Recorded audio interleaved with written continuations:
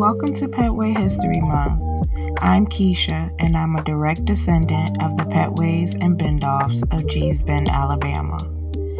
My family became famous by being self-sufficient and Black in a time when Black people weren't supposed to be self-sufficient. And they remain famous for being the dopest quilters and most innovative artists for the past quarter of a century.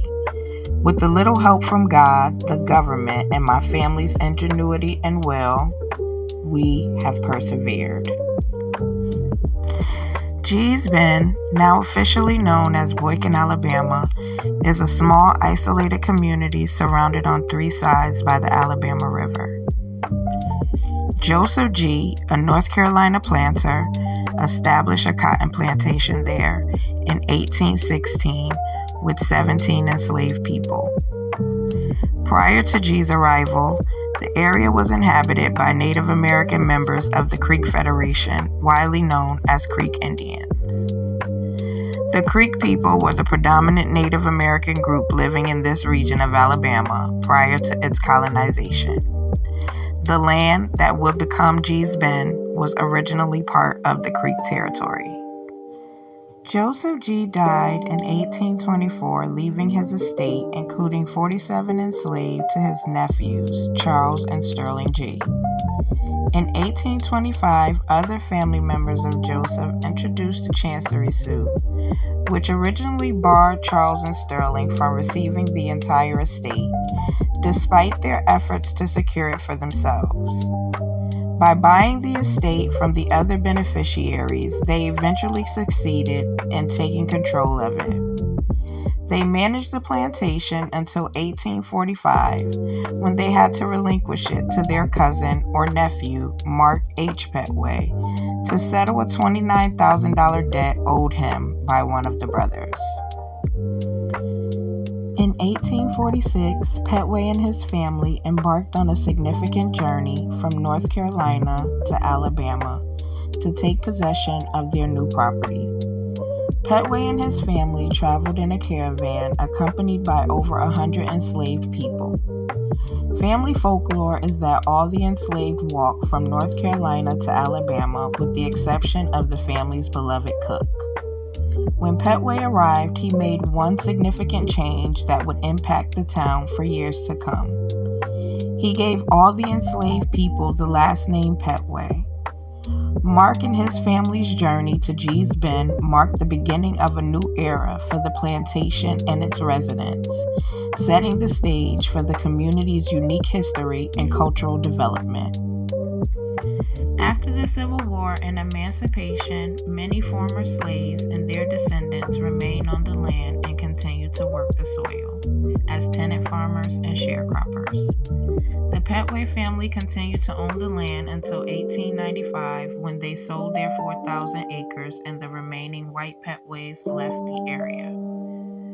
Mark and at least two of his daughters, who both happened to die young and who both happened to be married to the same man, are still buried on my family's property in Gee's Bend. Adrian Vandergraff, an attorney of Tuscaloosa, Alabama, bought the Pettway land plus an additional 3,000 adjacent acres.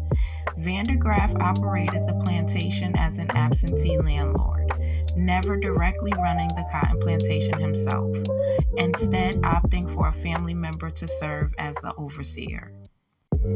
During the Great Depression, cotton prices plummeted, causing severe hardship for the Gee's Bend residents. In 1932, when a Camden merchant who had extended credit to Gee's Bend residents died, his widow demanded immediate repayment of all debts. Representatives of her estate organized a raid to collect these debts, seizing livestock, farm equipment, food stores, and household goods from 68 homes. The goods were loaded onto wagons and ferried away, leaving over 300 residents destitute. The community rallied together, and those that weren't affected shared what they had with those that were. The Vandergraffs also helped prevent further hardship on the residents by waiving rents during this period. This led to a relative being named after Hargrove Vandergraff, as their relationship went beyond overseer and tenant farmer. In 1937, the Vandergraff family sold their Gee's Bend land, which by then totaled about 10,000 acres, to the federal government. The humanitarian crisis with the Camden merchants' family was so severe that the Red Cross intervened, providing food supplies such as flour and meat, as well as shoes. This was most of my family's first time having shoes. The Farm Security Administration, also known as the FSA, established Gee's Bend Farms, Inc., a pilot cooperative program. This event became another pivotal moment in Gee's Bend history. In subsequent years, federal New Deal programs under President Franklin D. Roosevelt sought to alleviate rural poverty. By 1937, the federal government had purchased much of the land in Gee's Bend and offered low-interest loans to residents to buy property and build homes. This marked a significant shift, giving land ownership to the African American residents who had long worked the land under oppressive conditions. The residents built their Roosevelt homes. The quilting tradition in Gee's Bend, believed to be started somewhere around the 1900s by Dinah Miller, was born out of both necessity and creativity. During the Great Depression, Gee's Bend's isolated location and the resilience of its residents helped the community survive. The quilting tradition played a significant role, providing warmth and comfort to my family during those challenging times. The quilts have always been both practical and artistic, keeping my family warm in their mostly unheated homes, while expressing the maker's creativity and our cultural heritage. There have been many photographs and studies of my family done over the years, starting as early as 1916. The first significant photographs of my family were taken in February of 1937 by Arthur Rothstein, a photographer working for the Resettlement Administration. Rothstein was instructed by his supervisor, Roy Stryker, to document the living conditions of tenant farmers in the South. He visited Gee's Bend and captured a series of 51 photographs that were selected for the official file. These photographs were significant because not only did they document the conditions of my family's life in Gee's Bend, they also showed different aspects of their daily lives, including housing, their domestic activities, even their agricultural practices. They also portray the residents with dignity, emphasizing their resilience rather than depicting them as victims. Arthur Rothstein's photograph became an important historical record of my family and the Resettlement Administration's involvement in the community during the Great Depression. Between the years of 1937 and 1960, the women of Gee's Bend continued the tradition of quilting, honing their skills. These years were marked with ongoing economic hardship and discrimination for the African American people of Wilcox County. In the 1960s, the residents of Gee's Bend became intertwined with and played a significant role in the civil rights movement. The community faced further significant hardship due to their participation. In retaliation for their involvement in the voting rights protests, the ferry system that connected Gee's Bend to the rest of Alabama, and most importantly, Camden, was cut off, further isolating the community and making access to supplies more difficult. The ferry service between Camden and Gee's Bend was discontinued in 1962. This action was taken by white officials in Camden in response to the growing participation of Gee's Bend residents in the civil rights movement. The discontinuation of the ferry service was a deliberate attempt to further isolate the community and prevent my family from going to Camden to register to vote. The closure of the ferry caused my family to once again have to get creative, as most of them did not own a car. They found a way to take the 40-mile trip to continue to protest. Many Gee's Bend residents actively participated in voting rights efforts and marches despite the challenges they faced.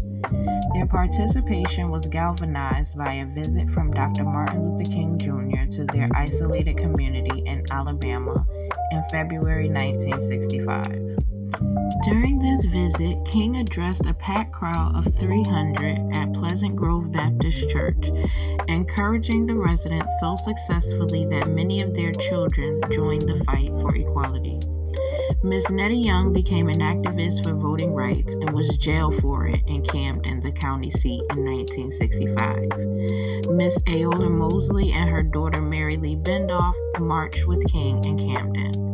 Miss Lucy Mingo and Miss Estelle Witherspoon joined King in the march from Selma to Montgomery on March 21st through the 25th, 1965, just to name a few. Despite the hardships, the Gee's Bend community continued to fight for equality. Their involvement also led to the formation of the Freedom Quilting Bee in 1966, a cooperative that emerged from the civil rights movement. The Freedom Quilting Bee provided economic opportunities for local women of Wilcox County. About 60 quilters from the Gee's Bend and Alberta area came together to form this organization. In December 1965, Episcopal priest Francis X. Walter noticed a striking quilt on a clothesline in Wilcox County, Alabama. Recognizing the potential of the quilts, Walter began buying them for $10 each and arranged an auction in New York. On March 27, 1966, just a day after its establishment, the first Freedom Quilting Bee art auction was held in a photographer's studio in New York. It was a resounding success, with all but 5 of over 100 quilts sold. On April 2, 1966, the Freedom Quilting Bee was legally incorporated as a nonprofit cooperative association. The initial officers included Estelle Witherspoon as president, Minder Coleman as vice president, Addie Pearl Nicholson as secretary, and Maddie Ross as treasurer. On May 24, 1966, construction began on the Martin Luther King Jr. Memorial Sewing Center, which would serve as an office and studio for the cooperative. The artistry of the women caught attention far beyond Wilcox County. The cooperative purchased 23 acres of land from farmer Lee Rose for $10,000, funded by a no-interest loan from the American Friends Service Committee in Atlanta. By 1968, the Freedom Quilting Bee had gained significant recognition. The quilts were not only providing economic opportunities for the women, but also preserving and showcasing their artistic heritage. The Freedom Quilting Bee represented more than just a business venture. It was a beacon of hope and a battle cry for economic survival. The legacy of their participation in the civil rights movement continued to be remembered, as evidenced by the fact that King's casket was drawn through the streets of Atlanta by 2 mules from Gee's Bend at his public funeral following his assassination in 1968. The Freedom Quilting Bee went on to secure several significant contracts with retail stores throughout its history. In December 1966, the Freedom Quilting Bee secured a contract with the design firm Parrish Hadley. Their first order was for William Paley, chairman of the Columbia Broadcasting Company, and his wife. Bloomingdale's began selling the quilts in 1969. This high-end department store, along with Saks, bought quilts from the Freedom Quilting Bee to sell to their customers. In September 1972, the Freedom Quilting Bee entered into a contract with Sears to produce a corduroy pillow sham. This contract was a major development for the cooperative. These contracts were crucial for the Quilting Bee's success and growth. They provided a steady income for the cooperative's member and helped increase awareness of their work. The contracts also led to changes in production methods as the commercial sector demanded consistent production standards and design uniformity. Up until this point, the women had more creative control over their designs, and some of the Geesben quilters did not join the quilting bee, opting to remain a part of the Geesben quilting collective for this reason. Some Geesben quilters were members of both. William S. Arnett was an art collector of African American artists from the southern United States.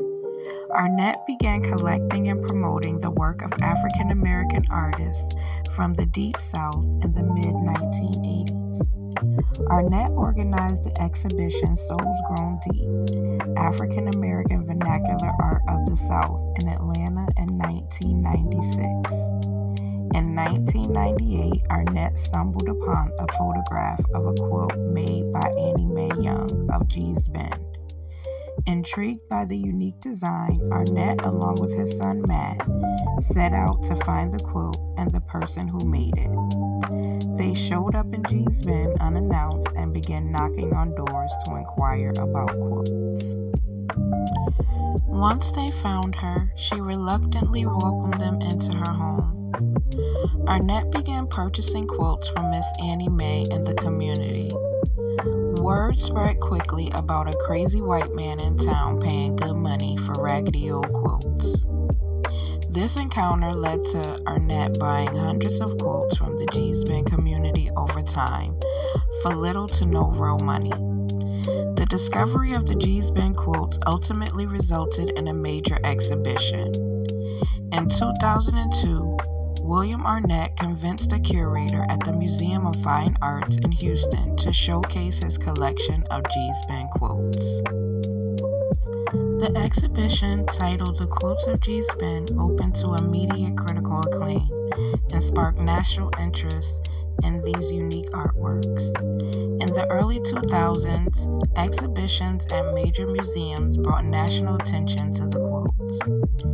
Tenwood Books was founded by Bill Arnett around 2000 as a publishing arm to introduce Southern Black vernacular art to a wider audience. Tenwood is the Arnett family's company that was founded to represent Geesben quilters. Jane Fonda became a 50% owner of Tenwood Books in 2001. The Quilts of Geesben, published in 2002 by Tenwood Books, provides a historical overview of 2 centuries of quilt making in Geesben. It includes 110 color illustrations and was released in conjunction with a national exhibition tour that features stops at major museums like the Whitney Museum of American Art and the Museum of Fine Arts, Boston. The book celebrates the artistry and cultural heritage of the unique community that is Geesben. The PBS documentary Quilt Makers of Geesben premiered on January 5, 2004. It explores the lives, inspirations, and history of the Geesben quilters. The film also follows the quilters on a memorable journey to see their work exhibited at the Milwaukee Art Museum. The United States Postal Service issued a set of commemorative stamps featuring the Quilts of Geesben on August 24, 2006, in Des Plaines, Illinois. The 39-cent stamps were released nationwide the following day, August 25th. The stamps featured 10 different quilt designs created between 1940 and 2001. They were part of the American Treasure series, marking the 6th installment that showcased American fine arts and crafts. Art director Derry Noyes of Washington, D.C. designed the stamps, selecting photographs of the quilts for the designs. The stamps highlighted the unique quilting tradition of this small, isolated community in Alabama, bringing wider recognition to their distinctive artistic style. In December 2007, 2 quilters, Annie Mae Young and Loretta Pettway, filed lawsuits against Bill Arnett, his sons Matt and Paul, and associated corporations. The main allegations in these lawsuits included the Arnetts claiming ownership of intellectual property for all quilts made before 1984, even though they did not begin their partnership with the quilters until at least 1998. Annie Mae Young alleged she was not paid for Tim Wood's use of her quilt images. Both Young and Pettway claimed they received only a meager amount for the sales of their artistic ideas to corporate entities. Also, Lucinda Pettway Franklin filed a separate lawsuit and charged that the Arnetts took two 100-year-old quilts made by her great-grandmother, my two-time great-grandmother, Sally Miller, and refused to return them. These lawsuits were settled out of court in 2008 for an undisclosed amount. The lawsuit divided the quilters in the community somewhat, as some of the quilters and their descendants see the Arnetts as champions for the quilters, and some obviously do not. In 2010, Bill Arnett founded the Souls Grown Deep Foundation. The Quilters of Gee's Bend, Alabama are among the artists promoted by Arnett and the foundation. The Souls Grown Deep Foundation, named after a line from Langston Hughes' 1921 poem, The Negro Speaks of Rivers, according to their website, is dedicated to preserving and promoting the work of African American artists from the southeastern United States.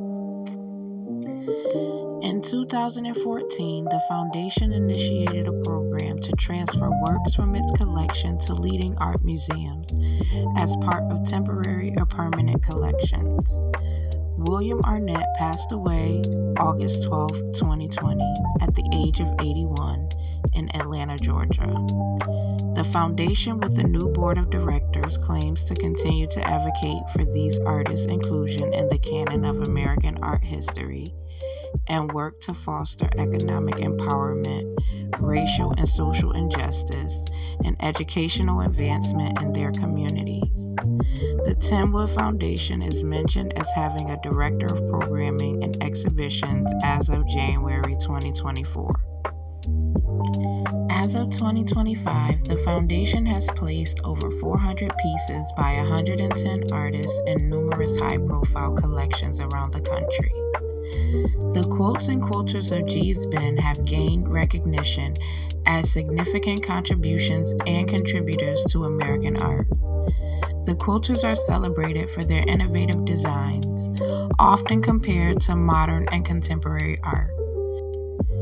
They represent a unique African American visual and cultural contribution to U.S. art history. Today, the quilting tradition in Gee's Bend continues. Quilting skills have been passed down through 7 generations. Contemporary Gee's Bend quilters sell their work online, reaching a global audience, with the quilters collaborating with the likes of Target for Black History Month 2024, being featured at Fashion Week with their collaboration with Greg Lauren. Books, documentaries, art exhibitions, jackets worn at the Oscars, and even a portrait in the White House. The quilts continue to serve as a testament to the community's resilience, creativity, and cultural heritage. My family's story is one of perseverance, artistry, and the enduring human spirit, woven into every stitch of their remarkable quilts. Over the next couple of months, I will introduce you to my family, the infamous quilters and residents of Gee's Bend, Alabama.